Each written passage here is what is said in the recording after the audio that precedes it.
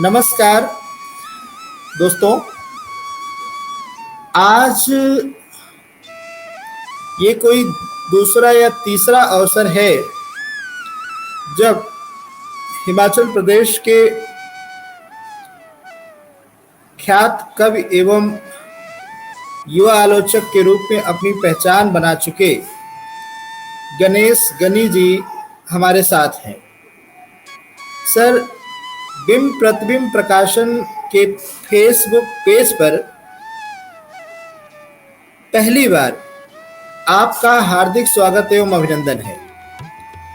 आपका बहुत बहुत आभार अनिल। और हम मित्रों में कोई ऐसी औपचारिकता तो है ही नहीं। आप बिना पूछे, बिना कोई पूर्व सूचना दिए कभी हमें बुला सकते हैं और हम आपस में बातचीत कर सकते हैं। कोई इसमें औपचारिकता है ही नहीं, ना कोई हमको बहुत ज़्यादा कोई इस तरह का कोई तैयारी करके या कोई बहुत एकेडमिक भाषण तो हमने करना नहीं है। एक साहित्यिक बातचीत के लिए अनिल भाई आप कभी बुला सकते हैं। और मेरा सौभाग्य है कि मैं आज इस पहले कार्यक्रम में, जो आपने बिंब प्रतिबिंब की बात की है पेज पे, मैं अगर पहली बार आ रहा हूँ और पहला ही कार्यक्रम है तो ये मुझे अच्छा लग रहा है और ये सुखद है। तो धन्यवाद सर।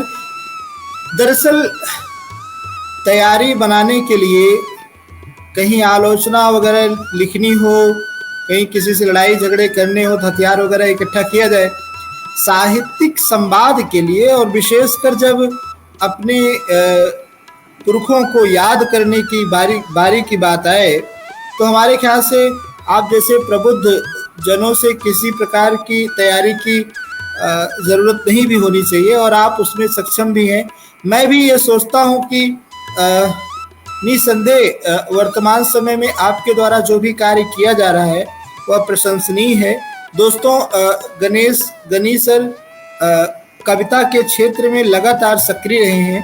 पिछले कुछ वर्षों से कविता की उर्वरता को कायम रखते हुए आलोचना की नवीनता और परिवर्तनशीलता पर भी निगाहें टिकी रही इनकी, और बड़ा अच्छा प्रयोग रहा कि पहले भी मैं ये बात कहता रहा हूँ और आज भी इस प्लेटफॉर्म पर मैं ये बात कह रहा हूँ कि जिन रचनाकारों पर बड़े बड़े संस्थानों, बड़े बड़े आलोचकों, संस्थाओं, विश्वविद्यालयों, कॉलेजों में भयंकर चुप्पी थी, उन रचनाकारों पर न सिर्फ इन्होंने संवाद किया, अपितु उनके कविताओं में छुपे निहितार्थ को पुस्तकाकार दे करके व्यापक हिंदी समाज में भी उतारने के साथ साथ जो प्रतिनिधित्व ऐसे कवियों को मिला, अगर मैं गलत नहीं हूं और आप भी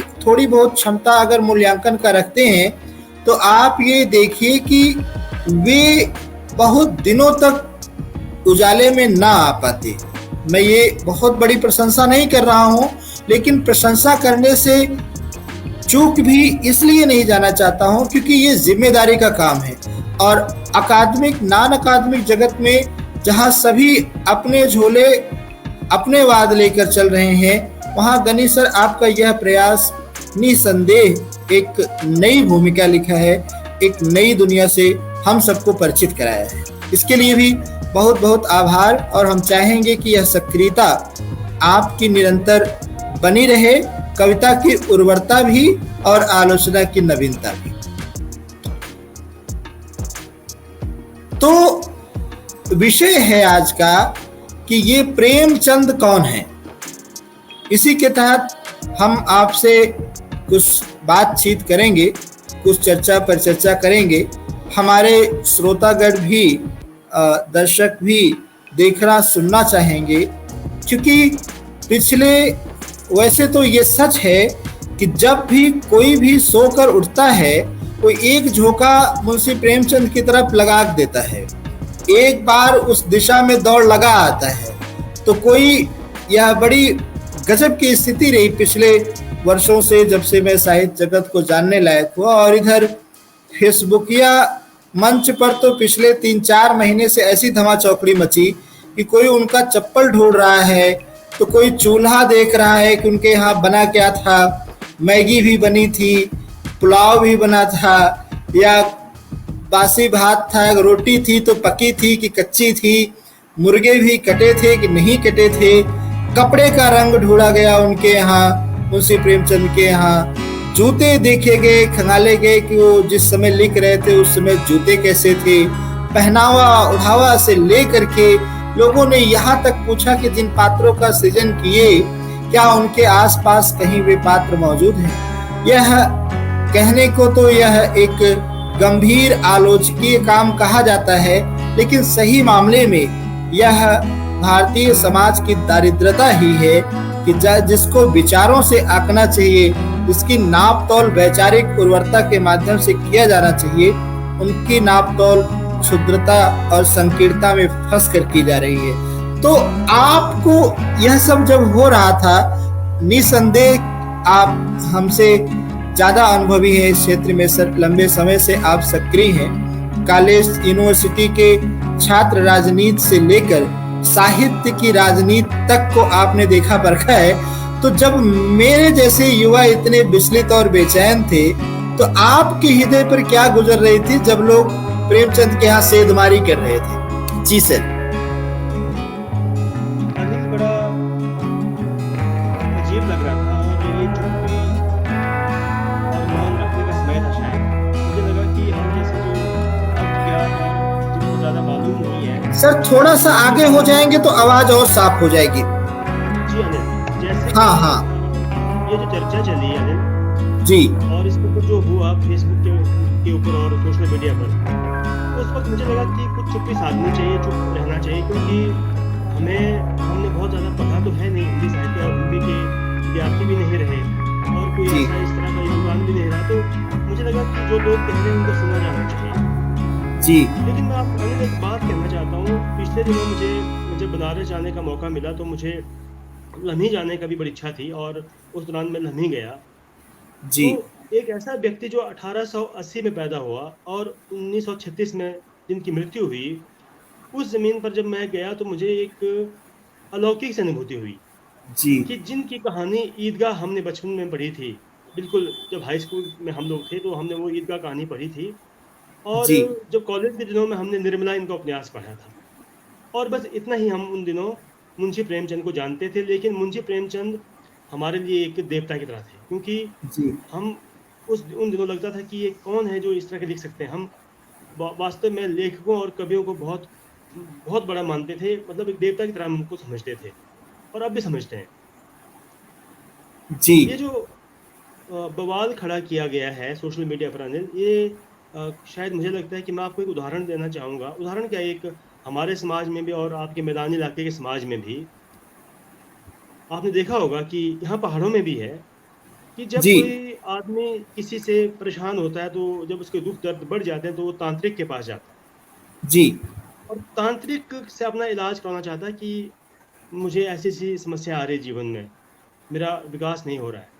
तो तांत्रिक जी कहता है कि आपका कोई ये दुश्मन है, जी इसको ठीक करना पड़ेगा उस दुश्मन को। जी तो होता क्या है कि तांत्रिक तो उस दुश्मन को सामने ला नहीं सकता, ना उसको पकड़ सकता है।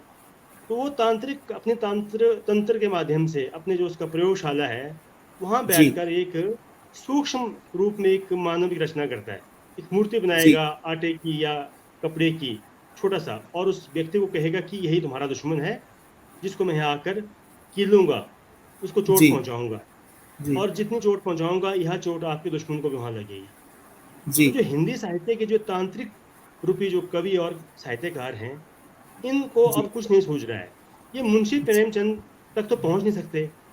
मुंशी प्रेमचंद के लेखन के 1% के बराबर भी इनके पास लिखा हुआ नहीं है। तो ये क्या चाहते हैं, ये क्या करना चाहते हैं कि उसका वही एक मिनी स्वरूप तैयार करके अपने जी मन में एक उनकी छवि बनाकर उसको समाज के सामने पेश कर रहे हैं और उसको नुकसान पहुंचाने की कोशिश कर रहे हैं। लेकिन मैं इन तांत्रिक रूपी साहित्यकारों से और कवियों से कहना चाहता हूँ कि इससे मुंशी प्रेमचंद का तो कुछ नहीं बिगड़ेगा। उन्होंने जी जो हिंदी साहित्य को दिया है उसकी कोई तुलना नहीं है, और हम जैसे लोग उसका 1-8% तक भी पहुंच पाएँ तो हमारे लिए उपलब्धि होगी। अब आप देखिए उनकी रचनाओं की अगर हम बात करें तो आज के जो आलोचक हैं जो आलोचना कर रहे हैं जी कि मुंशी प्रेमचंद के रचनाओं में ये कमियां थी, उन्होंने जातिवाद को बढ़ावा दिया, तो ये जी ठाकुर का कुआं वाली कहानी जब हम पढ़ते हैं तो हाँ, वो आपको खुद समझ आएगा कि ठाकुर के कुआं में क्या लिखा गया है। दो जी बैलों की कथा है ना जी, ईदगाह है, पूस की रात है। ये बहुत सारी जी कहानियां जो ऐसी हैं जिनके ऊपर बात हो सकती थी, और जिनका पुनर्पाठ लोगों ने किया, और बहुत जी। समझदार लोगों ने उनका खंडन भी किया अनिल। तो हम्म। मुझे लगता है कि ये अपना अपने आप को स्थापित करने के लिए एक बड़ा रचनाकार के ऊपर ये जो आक्रमण कर रहे हैं, और इसमें इनको खुद मुंह की खानी पड़ेगी, ऐसा मुझे लगता है। बिल्कुल सर, बिल्कुल सही कह रहे हैं कि स्थापित होने मात्र के लिए, चर्चा में बने रहने मात्र के लिए, बिना सोचे समझे और एक खास रणनीति के तहत किसी रचना कर्म को नकारना मेरे ख्याल से किसी जिम्मेदार व्यक्तित्व की हत्या करने के बराबर है। और बिल्कुल सर। हत्या का जो जुर्म है, हत्या का जो पाप है, वो ऐसे लोगों पर लगा है और लगना भी चाहिए। एक बात हम्म। और ये सर कि आप जितना भी पढ़े हैं मुंशी प्रेमचंद को, प्रेमचंद जी को जितना भी पढ़े हैं, उनमें कौन सा ऐसा पात्र रहा है जो आपको बहुत ज्यादा प्रभावित किया हो और आपको लगता हो कि ऐसे पात्र हमारे यथार्थ समाज में हैं, अगर नहीं है तो होना चाहिए, ताकि जो संवेदना है वो निखर करके जन जन तक पहुंच सके। अनिल, सबसे पहली कहानी मुझे याद है कि मैंने मुंशी प्रेमचंद जी की पढ़ी थी, ईदगाह। और ईदगाह का जो हामिद पात्र है वो हमेशा अपने स्मृति में रहेगा। और हामिद के इस पात्र के द्वारा जो कथाकार ने ये बाल मनोविज्ञान पर जो बात की गई है वो कमाल की है। ईदगाह के करीब पहुंचने वाली को कथा आज तक लिखी गई, आप बताएं। मैं अभी के कहानीकारों की बात कर रहा हूँ। हालांकि पुराने कहानीकार बहुत हैं जो मुंशी प्रेमचंद जी के समकालीन हैं, उनके बाद के हैं। वो बहुत लोग हैं जिनकी अच्छी अच्छी कहानियां भी हैं, जिनकी हम तारीफ करते हैं। लेकिन जो ये जो चर्चा उठा रहे हैं हिंदी साहित्य में, जो कह रहे हैं कि मुंशी प्रेमचंद की वो उसमें रचनाओं में कमजोरी है, ताकतवर नहीं है, या उनके ऊपर ऊल जलूल किस्म के आरोप लग रहे हैं, उनकी अपनी रचनाएं कहाँ खड़ी होती हैं? उनकी कोई एक रचना भी ऐसी है जो ईदगाह के करीब पहुंचती हो, या उस तरह के पात्र हैं, उन्होंने कोई गढ़ने की कभी कोशिश की हो? ऐसे बहुत सी कहानियां और भी हैं। ठाकुर का कुआं में देखें आप, कैसे जातिवाद के ऊपर किस तरह से बात की गई है। दो बैलों की कथा में देखो आप, कुछ किसानों के जीवन के ऊपर बात की गई है।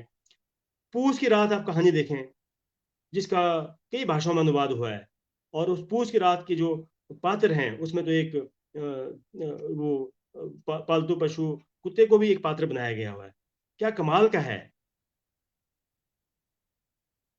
तो अनिल, ये सारी बातें। थोड़ी सी आवाज कम आ रही है। जी हल्का सा आप और नजदीक हो जाएंगे तो आवाज और जी साफ जी आ जी। जाएगी। तो मैं ये कह रहा था कि जी ये सारी चीजें, ये अपने पात्रों के माध्यम से मुंशी प्रेमचंद जी ने जो कही है बातें, उनकी तुलना करना बहुत कठिन है। और एकदम से मुंशी प्रेमचंद जी को नकारना तो मैं कहता हूँ कि महामूर्खता है, बेवकूफ़ी है।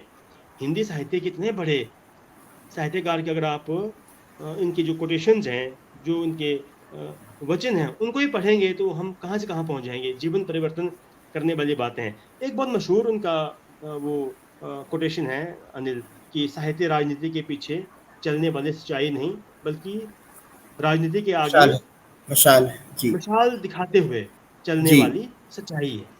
जी अब इससे जी बड़ी और क्या बात हो सकती है अनिल?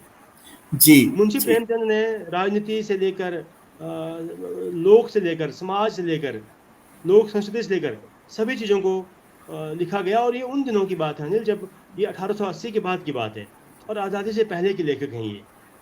तो ये मैं कहना चाहता हूँ कि ये जो इनके पात्र थे, और निर्मला का जो उपन्यास, छोटा उपन्यास निर्मला, जो हमने बीए के जी दौरान पढ़ा था, जी इसमें जी महिला की संवेदनाओं पर और उसकी जो मुश्किलें हैं उनके ऊपर कितनी गहराई से बात की गई है। जी। अच्छा, एक दूसरी एक सही बात है कि निर्मला उपन्यास से लेकर के ईदगाह तक की जो चर्चा आपने की, खासकर पात्रों के माध्यम से गोदान है, संवेदना। गबन है, कर्म जी भूमि है, रंग भूमि जी है ना। जी जी गोदान है जी। इनका इतना बड़ा उपन्यास जी। इन्होंने पंच परमेश्वर में खाला के माध्यम बिल्कुल। से बात हाँ कहलवाई हाँ। थी कि हम्म। बिगाड़ के डर से ईमान की बात न करोगे बेटा। क्या तो बात जब है। ये इस वाक्य को जब मैं याद कर रहा हूं तो इसके जरिए आपसे मैं ये पूछना चाहता हूं कि प्रेमचंद के परंपरा, जैसे हमारे पंजाब में आए दिन कोई न कोई सोकर उठता है और एक लेखक को प्रेमचंद की परंपरा का वारिस बताकर चला जाता है, और ऐसे वारिस उत्तर प्रदेश, बिहार, मध्य प्रदेश, मतलब जहां जहां साहित्य की राजनीति की जा रही है या राजनीति की साहित्य जहां है, वहां वहां ऐसे वारिस गिनाए जा रहे हैं, पहचाने जा रहे हैं। एक प्रश्न यह बनता है, और ये श्रोता और पाठक भी जानना चाहेंगे विशेषकर आपके माध्यम से, कि क्या प्रेमचंद्र बनने और होने के लिए इतना खून पसीना बहाना जरूरी है? क्या प्रेमचंद्र होने और बनने के लिए इतना खून पसीना बहाना जरूरी है? क्या वे स्वयं के नाम को सुरक्षित रखने की कोशिश नहीं कर सकते? दो प्रश्न है सर यहाँ पे। एक प्रश्न कि क्या प्रेमचंद होने के लिए खून पसीना बहाना जरूरी है, दूसरा कि वे अपने ही नाम को सुरक्षित रखने का प्रयास क्यों नहीं कर रहे हैं? बड़ी अजीब बात है, बहुत दुखद है। जी ये इतनी अजीब बात है अनिल कि इस मारा मारी में बरसों से बहुत लोगों ने प्रेमचंद के साहित्य से प्रभावित होकर उस तरह की कहानियां लिखने की कोशिश की, चोरियां भी हुई साहित्य की।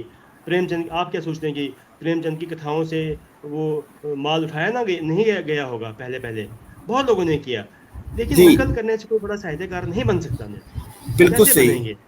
प्रेम चोरी करने वाले तो प्रेमचंद के करीब नहीं पहुंच पाए। जी उनकी कहानियों से प्रभावित होकर लिखने वाले लोग आज कहाँ खड़े हैं? उनका नामो सही निशान तक नहीं है, सही बात। कोई नामो निशान नहीं है। तो इस बात को देखकर हमें समझना चाहिए कि ये कोरी बकवास है, और प्रेमचंद के नाम के बजाय अपना नाम, और ये प्रतिभा का काम है। जैसे मेरे जी दागिस्तान में रसूल हमजा तोप कह रहे हैं कि कविता लिखना, कहानी लिखना प्रतिभा का काम है, और ये कोई रियाज कर करके, अभ्यास कर करके लिखने वाले मुंशी प्रेमचंद ना बन सकते, ना बनेंगे। और मुंशी प्रेमचंद एक ही था, वो एक ही रहेगा। जी जहां तक हो सके हमें अपने प्रयास करने चाहिए, चाहे वो कहानी लेखन हो, चाहे उपन्यास हो, चाहे कविता हो, उस क्षेत्र में हमें अपने अपने प्रयास करने चाहिए। अपने लोक से कुछ चीज़ें उठाकर लानी चाहिए, कुछ नई चीज़ें हों उनके ऊपर काम होना चाहिए। मैं कहता हूँ लोक कथाओं के माध्यम से लोग कहानियाँ लिखते हैं। विजय दान जैसा देखिए आप, राजस्थान के लोग से जी उठाकर उन्होंने कुछ चीज़ें ली और बड़ा छप काम छप किया छप छप उन्होंने। बड़ा काम किया। उन्हें कोई नाम की कोई परवाह नहीं थी। तो ऐसे लोग भी हिंदी साहित्य में हुए हैं। अमरकांत हुए हैं, और ये भुवनेश्वर हुए हैं, भेड़िया कहानी जिन्होंने गजब लिखी है। गजब गजब। और ये गुलेरी जी, दूर जाने की जरूरत नहीं है, गुलेरी जी की कहानी देखिए आप, उसने कहा था।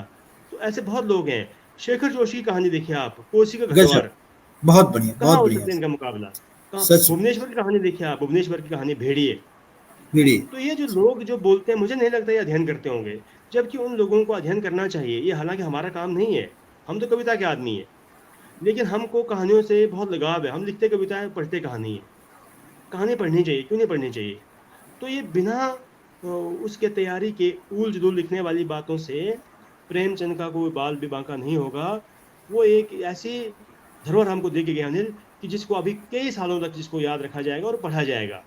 तो ये दोनों प्रश्न आपका, मैं सोचता हूँ कि ना तो इसमें मारा मारी करने की जरूरत है, उसमें हमारा ही नुकसान होगा, और प्रेमचंद बनने की कोशिश करेंगे तो हम अपने नाम को भी गंवा देंगे, खो देंगे, कुछ नहीं बचेगा। हमारे अकादमिक जगत में एक बहस चलती है। बहस ये चलती है, कुछ लोग कहते हैं कि प्रेमचंद बहुत समय तक आदर्शवादी रहे, यानी उनके पात्र आदर्शता को अपनाने की जद्दोजहद करते हैं। ये बात कर्मभूमि से लेकर के पंच परमेश्वर से लेकर के कर्मभूमि तक की यात्रा में देखा जा सकता है, जहां पात्रों को उठा उठा करके संवेदना के धरातल पर मुंशी प्रेमचंद जी द्वारा दौड़ाया भी जाता है। दूसरा वर्ग कहता है कि ये यथार्थवादी थे। तो एक वर्ग ऐसा है जो कहता है कि आदर्शोन्मुख यथार्थवाद रहा, यानी आदर्श की तरफ झुका हुआ यथार्थवाद। अब दिक्कत की बात यह है कि इन तीन धाराओं में तीनों धाराओं के लोग उनको गाली भी देते हैं ना। जी। अब चौथी धारा हिंदी साहित्य में एक आदर्शवाद है, यथार्थवाद है, आदर्शोन्मुख यथार्थवाद है। कहानी में आजकल एक देहवाद चल रहा है। देहवाद से थोड़ा बहुत आप परिचित भी होंगे। नाम तो खैर जी, क्या लूं, वर्तमान समय के बहुत सी लेखक लेखिका, आप शिव मूर्ति से लेकर के तमाम राइटर तक आप देख सकते हैं जो देहवाद में गहरे धसे पड़े हैं। कि जैसे अगर देह को, जैसे बॉलीवुड जगत अगर देह की तड़का को ना लगाए तो जैसे फिल्म हिट ना हो। इसीलिए एक सॉन्ग चली, आइटम सॉन्ग। तो आइटम सॉन्ग की तर्ज पर आइटम कथानक को भी तरजीह दिया जा रहा है आजकल। और लोग कह रहे हैं कि ये कहानी की मांग है, तब हम ऐसा दिखा रहे हैं। तो अगर ये जो आइटम कथानक को परोसने वाली स्थिति है, अगर ऐसा न किया जाए तो क्या घाटा हो सकता है, और अगर प्रेमचंद की यथास्थिति को अपना कर चला जाए तो क्या घाटा हो सकता है, इस पर भी अपना विचार रखें सर, तो थोड़ा अच्छा लगे। जो आपने बिल्कुल मेरे मन की बात भी आपने कह दिया अनिल, कि जी ये जो साहित्य जगत में लोगों ने ये आइटम नंबर की आपने बात की है, बहुत सही बात है। थोड़े दिन की चर्चा के लिए तो आइटम नंबर डालना ठीक है, लेकिन वो लंबे समय तक चलेगा नहीं। आज फिल्म इंडस्ट्री के जो फिल्मों में जो जितने भी गीत आइटम सॉन्ग की तरह, वो तड़का तड़का की तरह वो लगाए जाते हैं, अब आप देखें तो वो गीत कितने, उनकी आयु कितनी होती है? उनकी आयु बिल्कुल कम होती है। वो एक थोड़े दिन चलता है और उसके बाद लोग उसको भूल जाते हैं, आइटम नंबर को। तो हिंदी साहित्य में जिन इन लोगों ने, जो कलाबाजी लोग हैं, जो और लोग हैं जो ये इस तरह के काम कर रहे हैं, चाहे वो लेखिकाएं हों, चाहे वो लेखक हों, बड़े लेखक हों, उनको दे के आसपास घूम कर वो सोचते हैं कि एक चमत्कार पैदा करेंगे, लोग पढ़ेंगे। लेकिन आजकल पाठक बहुत समझदार है, वो तुम्हारे दे दू के चक्रों में पड़ने वाला नहीं है, वो तुमसे आगे की सोचता है। आज पाठक को उस कविता और कहानी से कोई मतलब नहीं है। और ये जो लोग बैठे हैं, ये इनको नए पाठक इनको कहते हैं कि ये बहुत पुराने हो चुके, तुम्हारी सोच बहुत पुरानी है। ये बड़ी अजीब बात है। इन लोगों ने अपने आप को अपडेट नहीं किया है। इनको लगता है कि हम देह की बातें लिख लिख कर, अभी बहुत युवा लोग, एक युवा ही है, वो दिल्ली में बैठे हैं बेचारे, एक बड़े वो उसके घराना, साहित्य घराना है, उसके आसपास घूमते रहते हैं झोला उठाकर, और वो देह को बहुत कुछ लिखते हैं, संपादक भी बने हुए हैं, ठीक है ना। किसी और की पत्रिका उठाकर उसके गोद लिए संपादक, मैं नाम नहीं लूंगा।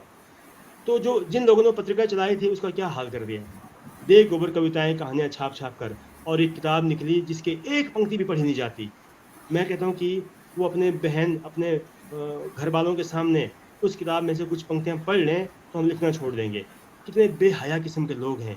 ये अनिल किसके लिए लिख रहे हैं? ये दे की बात किसके लिए लिख रहे हैं? ये अभी एक जो पीछे कोई नॉवल आया है कि क्या चीज़ आई, उसका एक पैराग्राफ हमने शेयर किया था, कितना बेहुदा है वो, आप उसको पढ़ नहीं सकते। आप अपने घर की बात तो छोड़े अनिल, हम अपने युवा दोस्तों के सामने भी उसको एक लाइन भी नहीं पढ़ सकते। और इतने हाँ बेहया, इतने बेशरम लोग हैं हिंदी साहित्य में जो फिर भी उसकी पक्ष में खड़े हैं।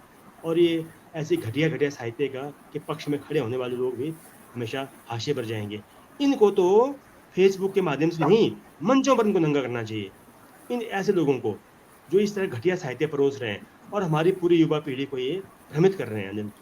ये आइटम नंबर की तरह डालकर ये बहुत देर तक रहेंगे नहीं, हालांकि बहुत देर तक रहेंगे नहीं। हमारे साथ बहुत वरिष्ठ लोगों की बातें भी होती हैं, वो कहते हैं यार ये पूरा पहरा कौन पढ़ेगा, इसमें तो एक लाइन भी पढ़ी नहीं जा सकती। तो ये जो है, ये पूरा घराना होता है ना संगीत में, घराना, ये एक बड़े साहित्यकार का घराना चला रहा है इस तरह का लेखन, और ये बहुत जल्दी खत्म होगा, लोग इसे अच्छा, नकार देंगे। पिछले दिनों बिंब प्रतिबिंब पत्रिका के कहानी विशेषांक का संपादन कर रहे हैं, अतिथि संपादन कर रहे हैं। एक मिनट, बीच में अ, एक और बात बोलूंगा। हाँ, अपनी बात आप जी जारी जी रखें, मैं फिर जी भूल जी, जाऊंगा। स्वागत सर, स्वागत। अभी अभी आपने वो जो पंच परमेश्वर की लाइन दोहराई ना, कि हाँ बिगाड़ के दर से के ईमान की बात नहीं करोगे। जी जी, ये जो बदतमीज किस्म के लोग हैं ना अनिल, जिनको मैं बदतमीज कहता हूँ, हाँ मुझे हाँ तो ये 100-150 कवियों पर भी लिखने के दौरान मुझे बहुत चीजें पता लगी कि हो तुम तो बहुत धूर्त किस्म के लोग हो। और ये बदतमीज किस्म के लोग जो हैं, ये अपने आसपास के समकालीनों की तो उसके ऊपर बात नहीं करते। किसी के खिलाफ बोलने की एक शब्द इनके मुंह से नहीं निकलता है। और जो बेचारे मर गए हैं, जो इतिहास बन गए हैं, मुंशी प्रेमचंद जैसे लोग, उनके खिलाफ ये बोलेंगे क्योंकि इनको मालूम है मुंशी प्रेमचंद तो जवाब देंगे नहीं। तो ये इससे ईमान बिगाड़ के डर से ये ईमान की बात नहीं करते। ये सिर्फ अपनी रोटियां सेक रहे हैं। जी आप कंटिन्यू करें। अच्छा, ये जो बदतमीज शब्द आपने अभी अभी प्रयोग किया, ये कभी अब कभी मैं जब आप अपनी बहुत भाषा के लिए कुछ खींचते हैं, जब बहुत खींच उठती है, बहुत परेशान होते हैं, तभी प्रयोग करते हैं, या कभी कभी शौकिया भी कर लेते हैं? नहीं, मुझे बहुत खीज होती है और मैं कुछ इस तरह की भाषा के लिए कुख्यात जैसा भी हूँ, क्योंकि मैं चाहता हूँ कि अनिल जो जिस तरह के लोग हैं उनको इस तरह की भाषा में बोलना जरूरी है। अगर नहीं बोलेंगे तो असर नहीं पड़ेगा। सही बात है। अब क्या फर्क पड़ेगा उसको, आदरणीय लगाकर, प्रोफेसर लगाकर, श्रद्धेय लगाकर कहेंगे कि जी आपका लिखा तो अच्छा नहीं है पर आप व्यक्ति अच्छे हैं। मैं तो कहता हूँ कि व्यक्ति घटिया है, तुम सही घटिया बात है। व्यक्ति से घटिया साहित्य लिख रहे हो। और ये हम इससे छुटकारा नहीं पा सकते अनिल कि रचना पर बात होनी चाहिए जी, और रचनाकार पे बात व्यक्तित्व ना नहीं करें। है। जी अरे जी। तो कमाल है, एक रचनाकार बहुत बेहुदा है, उसका कथनी और करनी में, सोच में बहुत फर्क है, तो उसके ऊपर क्यों नहीं बात हो? क्यों नहीं बात हो? जी। मैं तो मंजों से बात करूंगा। और ये वो बात नहीं करते जो जो बिगाड़ के से डरते हैं कि उनको पुरस्कार मिलेगा, क्या पता उनको ये रचना कहीं छप जाए पत्रिकाओं में। हमको अन्य क्या जरूरत है, हम फक्कड़ किस्म का आदमी है, हमारे छपे ना छपे हमको क्या लेना है, हमको पुरस्कार बिल्कुल से क्या सही। मतलब बाबा, है कि बिल्कुल नहीं है? सही। हमको दिल्ली से क्या मतलब है? हमको दिल्ली ने कभी नहीं बनाया हुआ है, या उन आलोचकों ने हमको कभी नहीं बनाया हुआ है। उन जो अब देखें आप, नामवर सिंह और ये मैनेजर पांडे के बाद किसी ने आलोचना में को नई स्थापना दी है? ये जो ये प्राइवेट सेक्टर के जो आलोचक हैं, निजी प्राइवेट आलोचक जो सेक्टर संस्थाओं के को पाल, आलोचक, जी। हाँ, जी जी। जो पाल रखे हैं ना, उनकी और कोई सरकारी स्थापना आई आज? सरकारी आलोचक भी हैं कुछ। सरकारी आलोचक, उनकी कोई आज तक स्थापना आई? कविता और कहानी के क्षेत्र में उन्होंने कोई नामवर सिंह की तरह कोई स्थापना दी, कोई नए प्रतिमान स्थापित किए? तो उनका लिखना व्यर्थ है। इसके लिए कोई बोलता नहीं है, क्योंकि उनको लगता है कि मेरी किताब पे भी लिखेंगे यार कल को, इसलिए चुप रहो। पीठ पीछे बहुत लोग बोलते हैं अनिल, मैं बताऊं आपको, पीठ के पीछे बहुत लोग बोलते हैं, कुल्लू में बहुत लोग आते हैं जो ये बात करते हैं, कहते हैं यार हम नहीं बोलेंगे, लेकिन भाई मैं तो बोलूंगा। सही बात है। मैं तो, मुझे क्यों नहीं बोलना, नहीं बताएं आप। इसलिए भी बोलना आप इसलिए बताएं ना। भी बोलना इसलिए भी चाहिए कि अगर अगर ईश्वर ने बोलने की क्षमता दी है, थोड़ा बहुत दिमाग दिया है, बात समझने और जानने की दृष्टि दी है, और अगर हम नहीं बोलेंगे तो कौन बोलेगा? सवाल ये एक है। ब्रेख्त की पंक्तियां हैं कि वे ये नहीं पूछेंगे कि वह समय अंधकार का क्यों था, वह ये पूछेंगे कि उस समय के कभी चुप क्यों थे। चुप क्यों थे? बिल्कुल सही है। बिल्कुल सही है। तो चुप इसलिए थे कि बिगाड़ का डर कोई लेना नहीं चाहता, ईमान की हाँ। बात नहीं करेंगे, क्योंकि हमको और अभी भी उम्मीद है कि पता नहीं कौन सी संस्था हमको पुरस्कार देगी, कौन सी संस्था हमारी कविताओं पर लिख देगी, कौन सा आलोचक इसके अगेंस्ट बोलेंगे तो हमारी किताब को नकार देगा। अरे आलोचकों से थोड़ी कभी बनेगा, आलोचकों से थोड़ी कोई कथाकार बनेगा। आलोचक तो कथाकार और कवि और पाठक के बीच का सेतु है। वो तो नहीं, हमारी बात को नया एंगल देकर पाठकों तक पहुंचाएगा, आलोचक बेचारा, और हमारी आप आलोचना करेगा। आप आलोचकों को ललकार कर कहीं अपने खिलाफ चुनौती तो नहीं खड़ा कर रहे हैं? मुझे मुझे फर्क क्या पड़ना अनिल, मेरे पर कौन सा कोई लिखने वाला है? नहीं, एक बात यह जानिए सर कि हिंदी साहित्य में मेरे पर कौन सा आलोचना कोई लिखेगा? हिंदी साहित्य में आलोचना की धार जब से कमजोर हुई है, हाँ, तब से उबाऊ बहुत हुई। नुकसान भी हुआ है। हाँ, उसका परिणाम ये रहा कि फेसबुक के रास्ते तमाम ऐसे सिद्ध प्रसिद्ध गरिष्ठ वरिष्ठ आलोचक प्रवेश कर गए, जिनको हाँ, यही नहीं पता को कविता पढ़ रहे हैं, कहानी पढ़ रहे हैं, वो व्याख्या जिनको कर यही एमबीडी नहीं पढ़ रहे हैं, पता। एमबीडी। हाँ, एमबीडी पढ़ा, जिनको यही नहीं पता। एमबीडी। जी जी। एमबीडी संस्करण वाले हैं, उनको यही नहीं पता कि वो प्रेमचंद को पढ़ रहे हैं या फिर भगवान दास मोरवाल को पढ़ रहे हैं। वो तो मतलब हुआ। भगवान दास मोरवाल प्रेमचंद दोनों को एक दूसरे में गड्ढमड्ढ कर दिए हैं। हाँ, एकदम। महादेवी वर्मा और रजनी मोरवाल को दोनों को एक दूसरे में गड्ढमड्ढ कर दिए हैं। बिल्कुल किए। समस्या यहां पैदा हो गई एक जिम्मेदार आलोचक ना होने की वजह से, और कहानी के क्षेत्र में तो और भयंकर अकाल पड़ा है। मैं वही कह रहा हूँ, अगर कोई आलोचक नहीं मिलता तो कवियों को खुद लिखना पड़ेगा, अपने समकालीनों पर लिखो। हाँ। कहानीकारों को खुद लिखना पड़ेगा, अपने समकालीनों पर लिखो। अनिल, मैं आपको 2-3 एग्जांपल दूंगा, फिर मैं नाम नहीं दूंगा आज आपके साथ में बातचीत में, एक नाम भी जी नहीं लूंगा, जी। लेकिन आप मेरा इशारा समझना। जिन हाँ। लोगों ने अपने समकालीनों के ऊपर बात नहीं की है, जिन लोगों ने अपने समकालीनों को के ऊपर आकर एक शब्द नहीं बोला है, उनके आप फेसबुक पेज पर जरा चक्कर लगा के आना, 2-3 लाइक होते हैं, एक आध कमेंट होता है। मैं बहुत लोगों को ऐसे देख रहा हूँ, कवि जो बैठे हुए हैं, जो प्रोफेसर भी हैं यूनिवर्सिटीज़ में, मैं उनके फेसबुक वॉल चेक करता हूँ, अनिल उनके पास एक पाठक नहीं है। उनके 10 लाइक होते हैं, 5-7 कमेंट होते हैं हाईएस्ट, क्योंकि उनके वहाँ को जाता नहीं, कौन जाएगा? उन्होंने अपने मुंह पर जो है ताले लगा के रखे हुए हैं कि दूसरे पे नहीं बोलना है। ये ऊल जुलूल बकवास जरूर करेंगे वो, प्रेमचंद को पकड़ लेंगे, चेखव को पकड़ लेंगे, पाश को पकड़ लेंगे, नागार्जुन को पकड़ लेंगे, हैं, और अपना लिखना नहीं है कुछ भी। अपना लिखना, आदमी वो बात करे अनिल, उस आदमी में दम होगा जब उसके पास अपना लिखा भी होगा। हम कौन होते बोलने वाले? जी जी जी। कोई अगर उनसे मांग ले तुम अपनी रचना दिखाओ भाई, अभी जो फेसबुक पे जो बवाल हुआ है, अगर कोई मेरे जैसा आदमी उसी कहीं उसमें होता कार्यक्रम में, तो मैं कहता भाई आप अपनी रचना में दिखाओ, अपनी रचना पढ़ो जरा, मुंशी प्रेमचंद की कथा भी पढ़ना, अपनी भी पढ़ना, फिर हम कंपैरिजन करेंगे तुम में कितनी ताकत है। अच्छा, अभी अभी यह चुप रहने का वक्त नहीं है, एक पुस्तक का संपादन, काव्य संकलन का संपादन किया है युवा कवि आलोचक राहुल देव जी ने। उनकी एक मजेदार टिप्पणी आई है कि एक नई प्रजाति उन्होंने खोज लिया है आलोचना का। उन्होंने एक मजेदार टिप्पणी की है कि कुछ आलोचकीय प्रकाशकीय आलोचक भी हैं, प्रकाश के आलोचक भी है। हाँ। प्रकाश की आलोचक भी हैं। अब ये नई प्रजाति अभी अभी राहुल देव जी के माध्यम से मुझे सुनने को मिल रहा है। क्या आप भी इस प्रजाति से परिचित हैं, प्रकाश की आलोचक से? परिचित हूँ, परिचित हूँ। थोड़ा प्रकाश डालें प्रभु। वो प्रकाश के आलोचक वो हैं जो प्रकाशकों के वहां चक्कर काटते रहते हैं। जहां तक मेरी समझ, मुझे जो ये राहुल देव की बातों से लग रहा है कि ये हाँ प्रकाशक के दायरे में रहेंगे, प्रकाशक के पास रहेंगे, प्रकाशक जिसको छापेगा उसकी आलोचना करेंगे, बाकी इनके लिए अछूत हैं। अछूत शब्द में प्रयोग कर रहा हूँ, हाँ इससे हाँ दूरी बना के इन्होंने रखी हुई है, ठीक है ना। इन्होंने साहित्य में भी ये छुआछूत का प्रचलन कायम किया हुआ है। और फिर क्या करते हैं, जिनके ऊपर ये लिखेंगे वही जज बन जाएंगे, वो कहेंगे ला भाई तुम देश के सबसे बड़े आलोचक है, तुमको पुरस्कार मिलेगा। तो ये प्रकाशक के नाम से एक पुरस्कार उसको दे देते हैं। प्रकाशक भी खुश, और जो कहानी कवि है वो भी खुश, कहानीकार भी खुश, कवि कवि भी खुश, और प्रकाशक भी खुश। तो इनका एक पूरा जो ये वो नेक्सस है, ये चल रहा है, ये चलेगा। आप अनिल एक बात कर रहे थे, वो जो कहानी का जो विशेषांक आप निकाल रहे हैं बिंब प्रतिबिंब की तरफ से, वो बात अधूरी रह गई बीच में। हाँ हाँ हाँ। तो गणेश गणेश जी, सॉरी, उनका सिद्धार्थ वल्लभ सर संपादन कर रहे हैं। हम्म। उनकी एक बड़ी चिंता रही कि रचनाकार मेहनत नहीं कर रहे हैं, और हर संपादक की ये, जो जिम्मेदार संपादक हैं उनके यहाँ ये दिक्कतें होती हैं कि रचनाकार मेहनत नहीं कर रहे हैं। दूसरी यह कि जो चर्चाएं अपेक्षित हैं वह साहित्य जगत में नहीं हो पा रही हैं ना।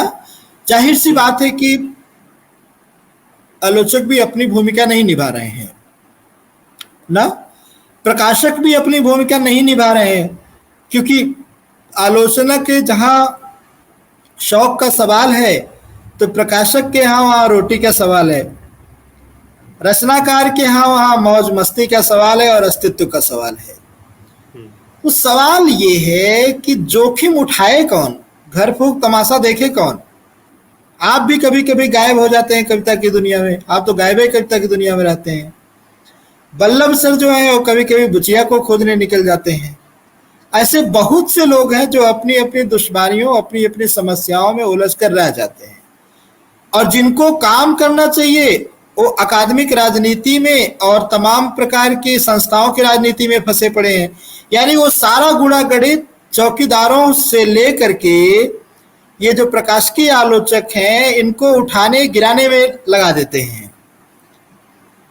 तो ऐसे समय में जोखिम उठाने की जो नौबत है, जो जोखिम उठाने की जो स्थितियां हैं, उसकी संभावना कहाँ तलाशी जाए? ये मुझे एक प्रेमवत जी की एक बात याद आ रही है अनिल, की उन्होंने कहीं लिखा हुआ था, मैं उनका आलेख पढ़ रहा था, उसमें कहा था कि रचनाकार की हत्या कैसे होती है। एक तो उसके अंदर का रचनाकार सूख जाता है धीरे धीरे, और एक हत्या जो बहुत ही आजकल बहुत प्रचलन में है, यदि किसी रचनाकार को मारना हो तो उसकी तारीफ कर दो झूठी। एक कमजोर रचनाकार को, एक जिसकी संभावना थी अभी आगे बढ़ने की, उसकी रचनाओं की तारीफ कर दो, पुरस्कार दे दो, आलोचकों से उसकी तारीफ करवा दो, प्रशस्ति गान करा दो, तो उसकी हत्या वैसे की वैसी हो जाएगी। ये इतना क्रूर समय है। इस समय में अनिल हमको खुद कवियों के बारे में बात करनी है। एक कवि कितना लिखे अनिल। मैं एक बात और करना चाहता हूँ कि आप कितनी कविताएं लिखेंगे। 50 साल से 2 व्यक्ति, 3 व्यक्ति, 5 व्यक्ति हिंदी साहित्य में कविताएं लिख रहे हैं। मैं उनका देख रहा था कि पहली कविता जी 1971 में लिखी, दूसरी 1972 में लिखी, आज भी वो कविताएं लिख रहे हैं। लेकिन अनिल उनकी कविताओं में कोई बदलाव नहीं आया। जैसे वे उस वक्त थे वैसे भी आज ही हैं। कोई चेंजेस नहीं है, कोई विमर्श खड़े नहीं किए, बस सिर्फ शब्दों के ढेर लगा रहे हैं, पत्रिकाओं में छप रहे हैं जुगाड़बाजी से। और ये थोड़ा सा वरिष्ठ हो गए हैं, बुजुर्ग हो गए हैं, तो संपादक भी उनको छाप देता है बिना पढ़े। संपादक को भी कौन सी कविता की समझ है। आधे संपादक तो ऐसे हैं जिनको कविता से कोई लेना देना नहीं है। आधे प्रकाशक ऐसे हैं जिनको कोई कविता से मतलब नहीं है, कहानी से मतलब नहीं है। उनको कविताएं छापनी है, कहानी छापनी है, किताब से पैसे कमाने हैं, बात खत्म। तो ये संकट ऐसा है। अगर कहानी और कविता का आदमी हो प्रकाशन में या संपादन में तो अच्छी चीज ढूंढेगा। नहीं तो 50 साल से जो कहानियां कविताएं लिख रहे हैं अनिल, कूड़ा कचरा कवाड़ा जो उन्होंने किया हुआ है वो आज भी कर रहे हैं। उनको खुद बंद करना चाहिए, उनको लिखना खुद ही बंद करना चाहिए। अरे भाई आपने 500 कविताएं लिख दी, 1000 कविताएं लिख दी, भाई तुम्हारी एक कविता भी कोई चर्चा में नहीं है। तुम एक कविता के नाम से भी नहीं जाने जा रहे हो, उसका क्या महत्व होगा। मुंशी प्रेमचंद को हम अगर ईदगाह के नाम से जानेंगे, पंच परमेश्वर के नाम से जानेंगे तो सफिशिएंट है। एक कहानी से रचनाकार जिंदा रहता है। 500 कविताएं लिखने के बाद भी उनकी एक कविता भी आपको ढंग की नजर नहीं आएगी। बताएं आप, 18 20 संग्रह छप गए। कुछ कवि तो ऐसे जिनके एक साल में 2 संग्रह आ रहे हैं कविताओं के। हाँ तो हाँ। इसलिए अनिल हमने वो दूरी नहीं बनाई है। अब मेरे पास मैंने 100 के आसपास कविताएं लिखी हैं। अब कई बार मन करता है उनको फाड़ के फेंक दो, बहुत हो गया। कितना लिखा आदमी, 1.5-2 साल से मैं लिख ही नहीं रहा हूँ। हम कविताओं को पढ़ते हैं, कहानियों को पढ़ते हैं, उन पर बात करते हैं। आज आपने जो पंगा ले लिया ये वाला फेसबुक का, तो फिर मैं थोड़ा बहुत अब कहानियां पढ़ूंगा रात को बैठ के, कल से मैं और कहानियां पढ़ूंगा। तो ये लोग ये पढ़ते नहीं है। आप जिससे भी बात करें वो अपनी रचना के सिवाय दूसरों की रचना पे बात ही नहीं करता है। और जो घिसे पिटे जो पुराने लोग बैठे हैं ये वही भाषण देंगे, देखिए जी मुंशी प्रेमचंद ने ये लिखा था, उसके बाद हमने शुरू किया, हमने 5 किताबें निकाल दी कहानियों की ताकि उन पे बात हो। उनको मुंशी प्रेमचंद से कोई लेना देना नहीं है। आजकल जो विमर्श उठा है ना, जो जयंती कल मनाई गई है, वहां पर जो मंचों पर जो मुख्य अतिथि लोग बैठे ना, उनको मुंशी जी से कोई मतलब नहीं है। उनको अपनी किताब का आगे प्रचार करना है अंत में। जी अनिल, सही कह रहे हैं, बिल्कुल सही कह रहे हैं कि उनको अभी अपनी किताब का प्रचार करना है। और किताब के प्रचार प्रसार की बात आई तो यह भी ख्याल आया कि इधर बड़ी संख्या में लेखक हुए जा रहे हैं। आप मुझे फंसाएंगे बहुत कुछ मेरे मुंह से निकलवा के। नहीं नहीं, मैं फंसा नहीं रहा हूं। मैं ये कह रहा हूं सर कि बड़ी संख्या में लेखक हुए जा रहे हैं। जी, निरंतर हर गली में आजकल 2-4 लेखक मिल जा रहे हैं। तो अच्छी बात है ना, प्रकाशों का काम चलेगा बाबा। वही वही वही प्रकाशक वही बात बात प्रकाशकों के काम चलने की ही हो रही है। अच्छा, जिस जिस मात्रा में लेखक हो रहे हैं उसी मात्रा में प्रकाशक भी हो रहे हैं। हर टी पॉइंट पर एक प्रकाशक जन्म ले रहा है। अच्छा, लेखक की भी कमी नहीं है, प्रकाशक की भी कमी नहीं है, संपादक की भी कमी नहीं है। मजे की बात सुनिए सर, ये समय लेखक, प्रकाशक और संपादक का है। हाँ, संपादक की भी कमी नहीं है। अच्छा, डिस्ट्रीब्यूटर्स की भी कमी नहीं है।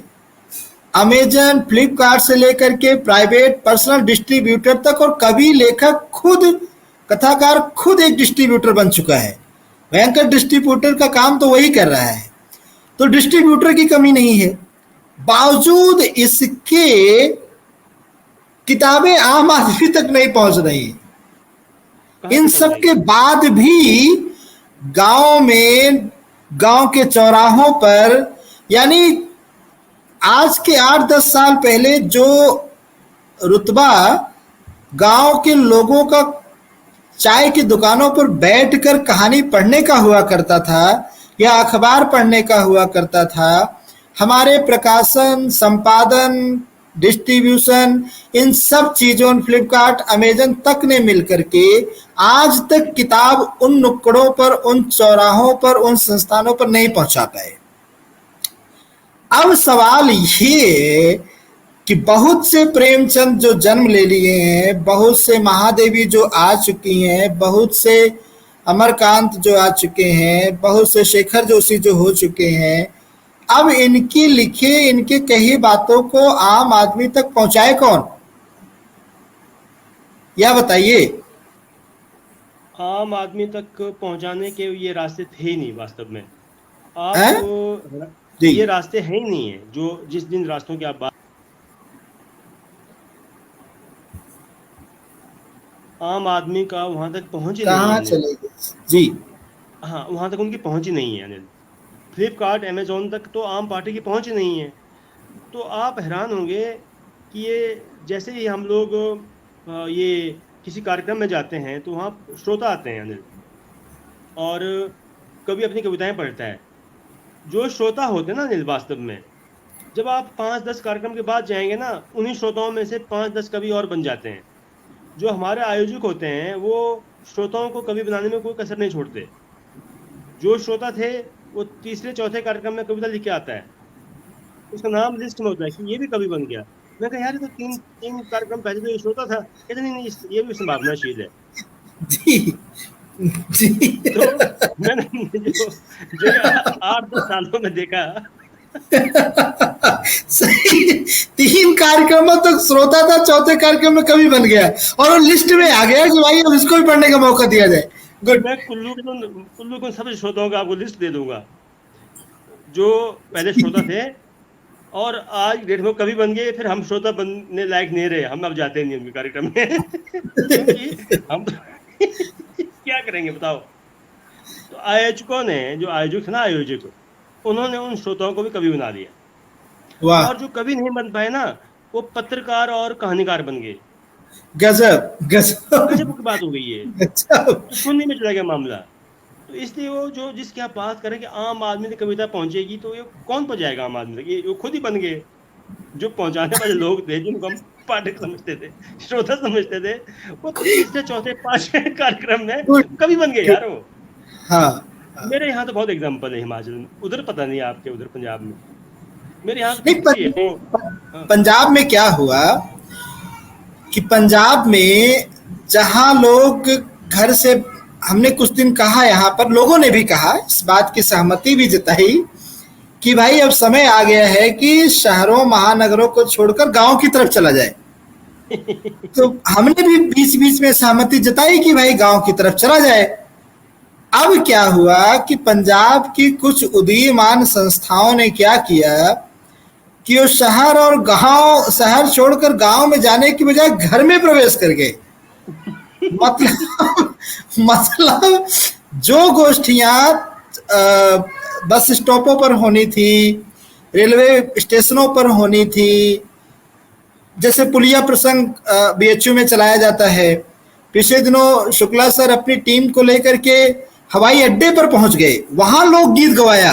गजब का, मतलब उद्देश्य देखिए कि भाई पाठक का विस्तार देने के लिए कवि या प्रोफेसर हवाई अड्डे तक पहुंच गए, पुलिया प्रसंग चला और वो सफल भी रहा, नो डाउट।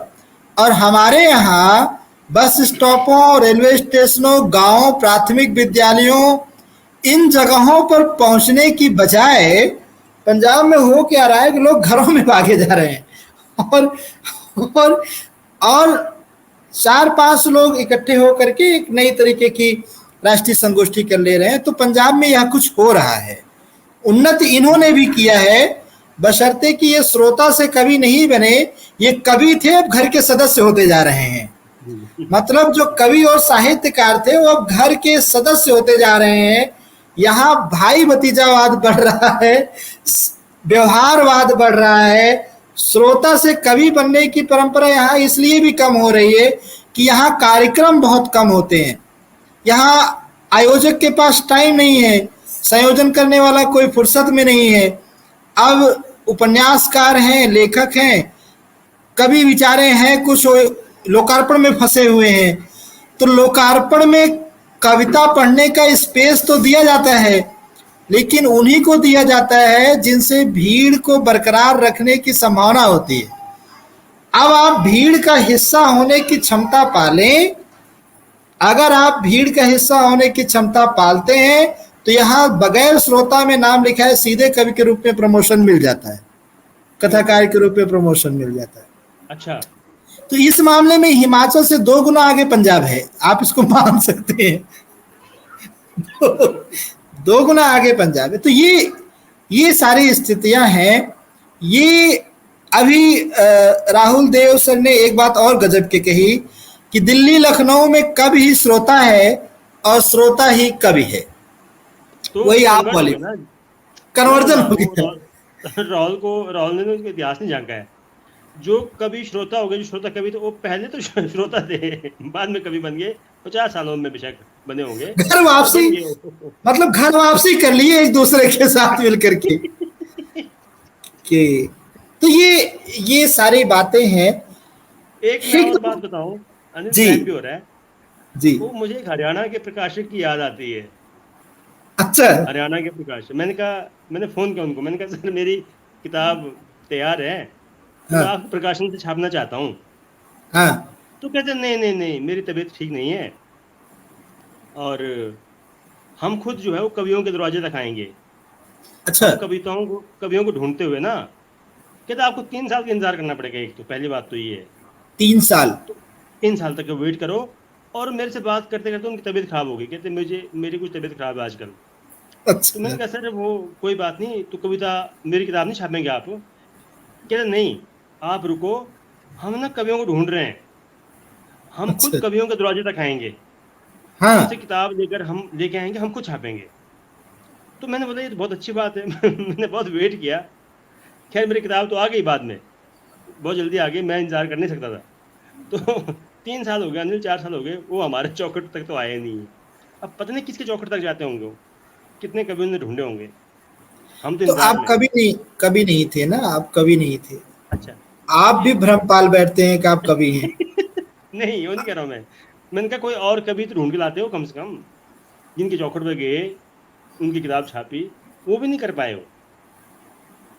तो बीच में वो दिशा बदल दी होगी उन्होंने, क्या पता कवि की जगह आलोचक ढूंढने लगे हों, क्या पता कवि की जगह युवा आलोचक ढूंढने लगे हों या चौकीदार आलोचक युवा कवि, ढूंढने लगे हों। युवा कवि, युवा कवि। खैर, तो अब एक बात बताइए कि एक बात जो मैं पूछना चाहता था, अगर आज प्रेमचंद को बुलाकर, अगर अगर आज प्रेमचंद को बुलाकर साहित्य अकादमी का पुरस्कार पकड़ा दिया जाए, हम्म ज्ञानपीठ का पुरस्कार पकड़ा दिया जाए, हम्म इफ्को का पुरस्कार पकड़ा दिया जाए, हम्म। तमाम पुरस्कार पकड़ा दिया जाए, तो क्या प्रेमचंद शौक से उस पुरस्कार को स्वीकार करके गली में टहल लेंगे? प्रेमचंद जी का वो जो फटा जूता है ना, आपने देखा होगा, बहुत उसकी चर्चा भी हुई है। प्रेमचंद जी उसी फटे जूते से उनके मुंह पर मारेंगे। आप सुनिए बात, प्रेमचंद की रचनाएं पुरस्कारों से ऊपर हैं। उनको साहित्य अकादमी या ज्ञानपीठ या वो कवि नहीं बनाएंगे, कथाकार नहीं बनाएंगे किसी को। ये तो एक ऐसी राजनीति है।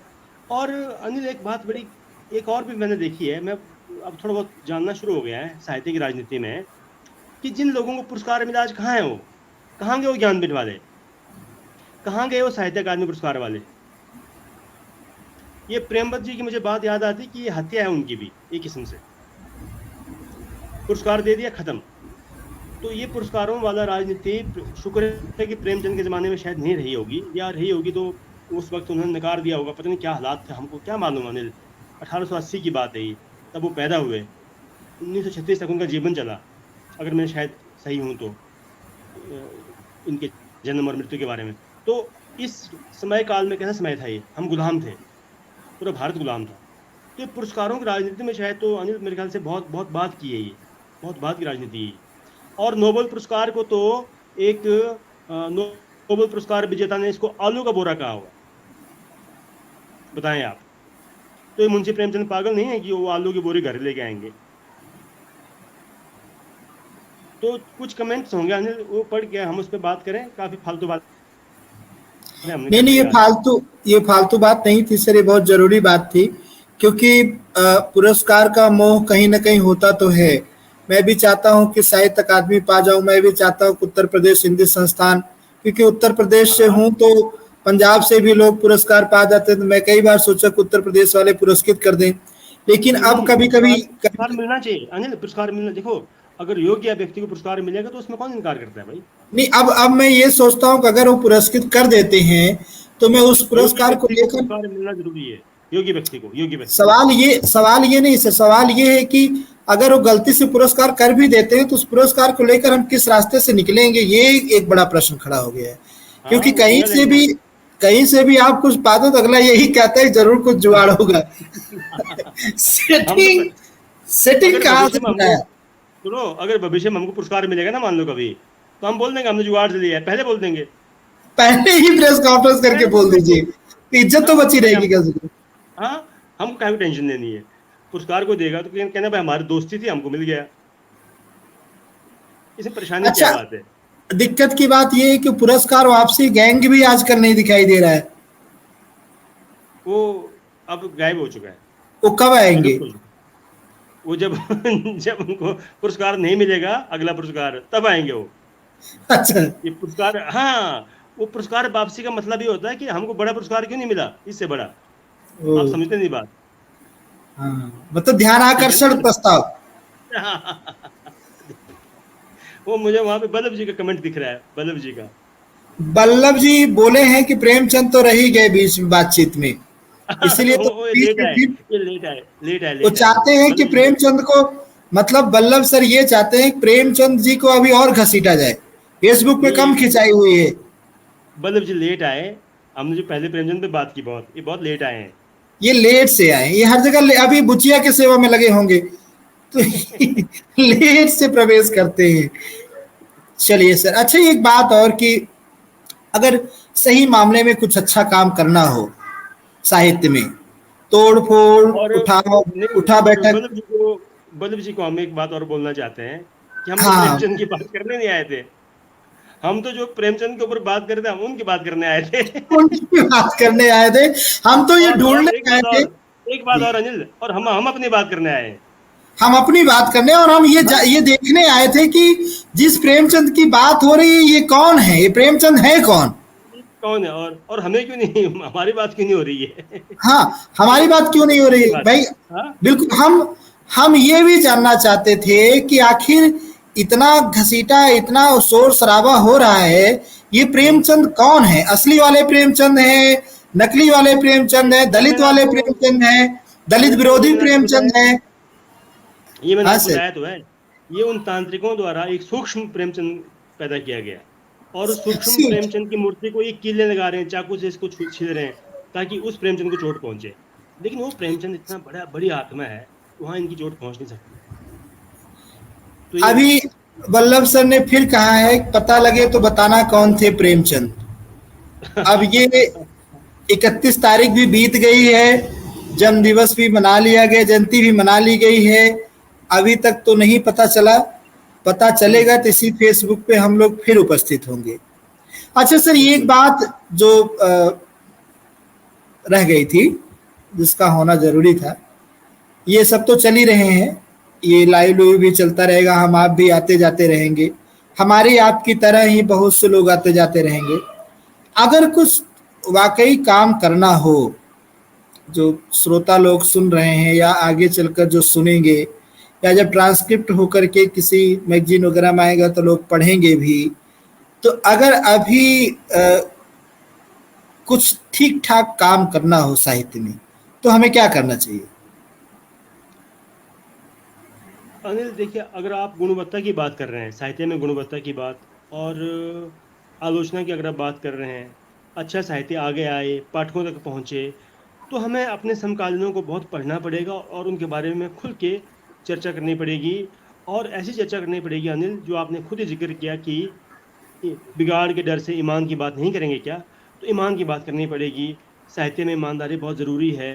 खराब को खराब बोलने की ताकत लानी पड़ेगी अपने भीतर, और अच्छे को अच्छा बोलने की ताकत लानी पड़ेगी, और अपने स्वार्थों को छोड़कर उन पर काम करना पड़ेगा। और अपने जो अच्छा साहित्य हमारे आसपास है, चाहे वो कहानी हो, चाहे कविता हो, चाहे उपन्यास हो, उन पर बात होनी चाहिए। और अगर कोई और बात नहीं करेगा तो हमको उनका मुंह नहीं ताकना है, हमने स्वयं बात करनी है। एक कवि के ऊपर एक कवि बात नहीं करेगा तो कौन करेगा? हमको वो दूसरे जो आलोचक हैं उनके बारे में नहीं सोचना है। अगर अनिल पांडे को कोई कवि अच्छा लगता है तो अनिल पांडे को आगे लाना पड़ेगा, उस आदमी को बोलना पड़ेगा, बात करनी पड़ेगी। तो इसलिए ये सारा जो ताम झाम है बाकियों का, उससे हमको कोई मतलब नहीं है। हमको निस्वार्थ होकर, जिस दिन हम सोचेंगे कि हम इस पत्रिका में नहीं छपेंगे यार, हम गलत बात बोलेंगे तो, या हम किसी का विरोध करेंगे तो हम उस पत्रिका का हमको पुरस्कार नहीं मिलेगा। अगर हम विरोध करेंगे तो हमें ये हमारी आलोचना नहीं होगी, हमारे ऊपर पीएचडी नहीं होगी, हमारे ऊपर एमफिल नहीं होगी, उस दिन हम पीछे हट जाएंगे। और हम हाशिए पे जाएंगे एक ज़माना जब आएगा तो। और हमें अनिल इन मठों का पीछा भी छोड़ना पड़ेगा। जो लोग मठों का चक्कर लगा रहे हैं, वो जैसे मठाधीश गायब होगा, वो चक्कर लगाने वाले लोग भी हाशिए पर जाएंगे, गायब हो जाएंगे। और ये गायब हुए हैं पहले, ये गायब हुए हैं। जो भी मठाधीश निष्क्रिय हुआ अनिल, उसके सारे जो चेले चांटे थे, चमचे थे, वो गायब हुए। ये हिमाचल से लेकर, दिल्ली से लेकर, इलाहाबाद से लेकर, भोपाल से लेकर, जबलपुर से लेकर कलकत्ता तक सभी गायब हुए हैं। ये आप अब नजर नहीं आएंगे ये। तो इसलिए जिन लोगों ने अपना स्वार्थ, देखिए उनके पास जाना तो बुरी बात नहीं है, लेकिन निस्वार्थ आदमी होगा। जिन लोगों ने काम किया, पत्रिकाएं चलाई, उन्होंने बड़ा योगदान दिया होगा अपने अपने समय में। लेकिन जिन लोगों ने उनके आसपास जो चमचे इकट्ठे हुए, एक गिरोह बनाया गया और औरों को आगे आने नहीं दिया गया, वो बड़ा घातक था। औरों को जो उपेक्षा की गई है अच्छे लोगों की, अच्छे कवियों की, वो घातक था अनिल। तो इस सब को खत्म करने के लिए आप जैसे नौजवान जो आगे आ रहे हैं, इससे काम चलेगा ना। कल तो कोई और आएगा, आप खुद एक टीम बनेगी। और इसलिए अंतिम बात यह है कि हमको अपने समकालीनों के ऊपर खुलकर बोलना है, खुलकर लिखना है, और जो खराब है उसका खुलकर हमको उसका विरोध करना है। चाहे व्यक्ति हो, साहित्यकार गलत है उसका विरोध करना चाहिए, अगर साहित्य गलत है तो उसका विरोध करना चाहिए। सही बात है सर। हमें बिगाड़ के डर से ईमान की बात कहने से नहीं रुकना चाहिए, और कहना ही पड़ेगा। आए हैं इस दुनिया में तो दुनिया को संवारना भी पड़ेगा, उसकी विसंगतियों से जूझना भी पड़ेगा, क्योंकि सवाल निर्माण और सृजन का है। विध्वंस का होता तो हम भी एक पत्थर उठाकर फेंक देते किसी के ऊपर, लेकिन सवाल निर्माण और सृजन का है। निर्माण और सृजन की प्रक्रिया में जिम्मेदारी का भाव स्वयं आ जाता है। तो हम सबको सच में अपनी जिम्मेदारी का आभास होना चाहिए, और हर कोई अगर दो चार जिम्मेदार लोगों को पकड़ कर लेकर आता है तो धीरे धीरे ये कारवां बढ़ता जाएगा, संख्या बढ़ती जाएगी, और जी अच्छा लगेगा। एक परिवेश निर्मित होगा जिसमें ये कहना नहीं पड़ेगा कि हमारे समय के प्रेमचंद हैं, बल्कि वो खुद ब खुद प्रेमचंद जैसी साहित्य की सृजना कर सकेंगे, जो राजनीति के आगे मशाल लेकर चलेगी, न कि राजनीति के पीछे पीछे मोमबत्ती लेके चलेगी। यस ना जी जी। बहुत अच्छा आपने कार्यक्रम किया। 1 घंटे से पहले हम इसको खत्म करेंगे अनिल, और भविष्य में ऐसा और लोगों को आप बुलाएं, बातचीत करें। संवाद बहुत जरूरी है। हाँ, निरंतर हम इस पर कुछ न कुछ कार्यक्रम करते रहेंगे, बातचीत करते रहेंगे, क्योंकि संवाद बहुत जरूरी है। विवाद तो कहीं भी किसी से भी किया जा सकता है। संवाद के पल खोजना और उसको संजोते हुए 2 कदम आगे बढ़ाना, इधर से भी उधर से भी, ये बहुत जरूरी है। कुल मिलाकर दूरियां तो कदमों की ही हैं, दिल तो वैसे भी मिला हुआ है ना सर। दिल तो मिले हैं, सही सवाल कदमों की दूरी तय करने की है। तो सही बात। तो आपने कदम भी बढ़ाए सर, दिल भी खुला रखा, हमारे आमंत्रण को आपने स्वीकार किया, बिंब प्रतिबिंब प्रकाशन के आमंत्रण को स्वीकार किया, इसके लिए बहुत बहुत आभार। बिंब प्रतिबिंब प्रकाशन के पेज पर यह पहला आगमन था आपका। हम चाहेंगे कि भविष्य में भी जल्दी से जल्दी फिर आगमन हो। बहुत जल्दी हम हमारे प्रकाशन से एक किताब आई थी, उम्मीद की हथेलियाँ, तो उस पर भी हम एक कार्यक्रम रखने वाले हैं, जिसमें आपकी उपस्थिति ज़रूरी है, और भी कुछ विद्वान वक्ता लोग आएंगे। तो ऐसे हम निरंतर इस पोर्टल को जारी रखेंगे, कभी साहित्य संस्कार की बातें, तो कभी साहित्य व्यापार की बातें, तो कभी साहित्य व्यवहार की बातें। तो संस्कार, व्यापार, व्यवहार सब एक साथ चलेंगे तो कहीं ना कहीं कुछ न कुछ तो नया होगा ही होगा। जी। तो बहुत आभार सर, आप भी थक गए होंगे, 9:11 हो गए हैं। 10 बहुत मिनट शुभकामनाएं। लेट से 10 मिनट लेट से चले थे, 10 मिनट लेट से चल रहे हैं। फिर मिलेंगे किसी मोड़ पर, किसी राह पर, यूं ही बात करते करते। बहुत बहुत आभार, आभार बहुत सर। आभार। Thank you.